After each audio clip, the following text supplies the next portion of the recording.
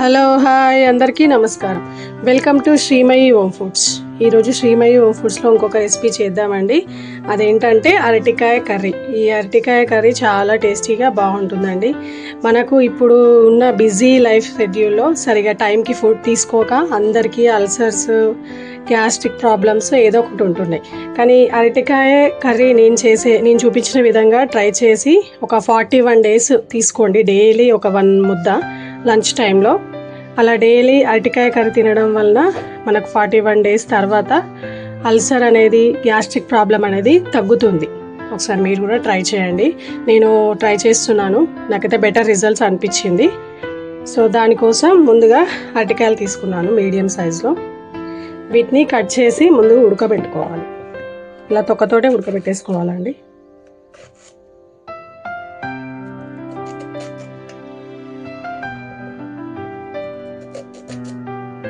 Just ఒక whistle వస్తే సరిపోతుంది.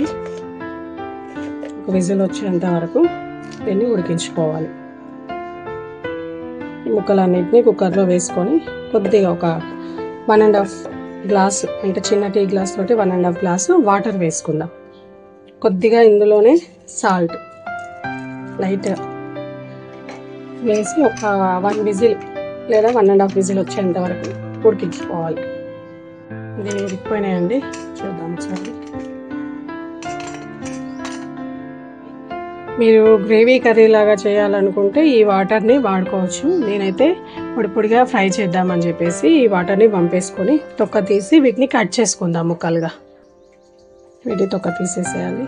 మీరు వీటిని చిన్నగా కూడా కట్ చేసి ఉడకబెట్టుకోవచ్చు, అప్పుడు డైరెక్ట్ వండేసేయచ్చు. పోపు వేసుకుందామండి. ఇప్పుడు దానికోసం కొద్దిగా కొత్తిమీర, ఒక చిన్న అల్లం ముక్క, 3-4 రెమ్మల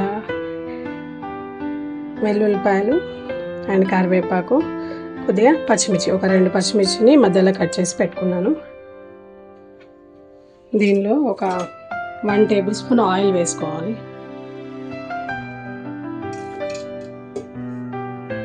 దీనిలో పోపు దినుసులు వేద్దాం. కొద్దిగా జీరా, కొన్ని ఆవాలు,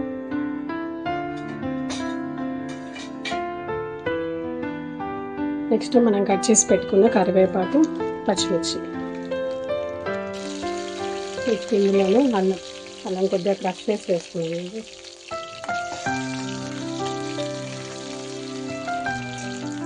మీరు అలా అల్లానికి బదులు అల్లం పేస్ట్ అయినా వేసుకోవచ్చు. కొద్దిగా పసుపు,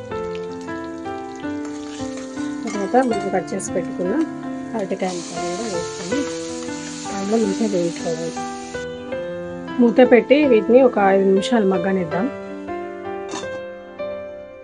ఇందులోనే వెల్లుల్లిపాయలు వేసుకొని, ఇలా పచ్చివి వేస్తే టేస్ట్ అనేది బాగుంటుంది.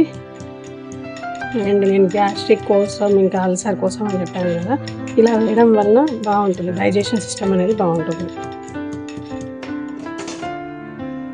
కొద్దిగా మీ క్వాంటిటీకి తగ్గట్టుగా కారం. నాకైతే క్వాంటిటీ తక్కువైంది కాబట్టి చాలా తక్కువ క్వాంటిటీ వేస్తున్నానండి కారం, ఎందుకంటే ఆల్రెడీ పచ్చిమిర్చి కూడా వేసాను కదా.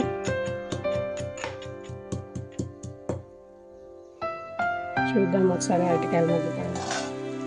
అరటికాయ చాలా మంచిగా మగ్గిపోయిందండి. ఇప్పుడు మనం దంచి పెట్టుకున్న వెల్లుల్లిపాయ కారం వేసేసుకోవాలి.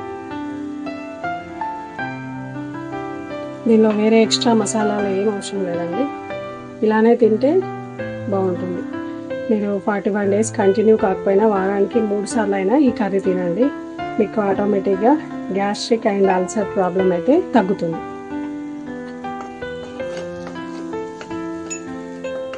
దీనిలోనే కొత్తిమీర కూడా వేసేద్దాం. ఇప్పుడు ఈ కారం అంతా మంచిగా ముక్కలకు పట్టే విధంగా ఇంకో 5 నిమిషాలు ఉడికిద్దాం. కొద్దిగా సాల్ట్ కూడా వేద్దామండి. మనం ఉడికించేటప్పుడు వేసాము కదా, సో లోపలికి కొంచెం వెళ్తుంది. సో మళ్ళీ టేస్ట్కి తగ్గట్టుగా వేసుకోండి.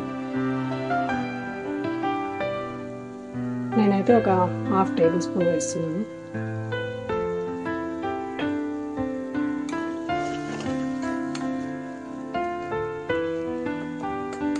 మూత పెట్టి దీన్ని మగ్గనిద్దాం. కర్రీ మంచిగా మగ్గిపోయిందండి. స్టవ్ ఆఫ్ చేసుకోవడమే. ఎంతో టేస్టీగా మనకు అరటికాయ కర్రీ రెడీ అయిందండి. మంచిగా మగ్గిపోయింది కూడా. సో డైలీ ఫస్ట్ ముద్దలో మనం ఇది తీసుకుంటే గ్యాస్ట్రిక్ ఇంకా అల్సర్ ప్రాబ్లం ఏమైనా ఉంటే ఖచ్చితంగా తగ్గుతుంది. మీరు కూడా ఒకసారి ట్రై చేయండి. ఈ ప్రాసెస్లో ఎక్కువ స్పైసెస్ ఏం యూజ్ చేయకుండా చేసుకుంటే బెస్ట్ అండి. దీనిలో కావాలంటే మీరు కొబ్బరి పొడి అవి కూడా వేసుకోవచ్చు, కానీ మేము ఇలానే తినేస్తున్నాం. ఇలా కూడా చాలా బాగుంటుంది. ట్రై చేయండి మీరు కూడా.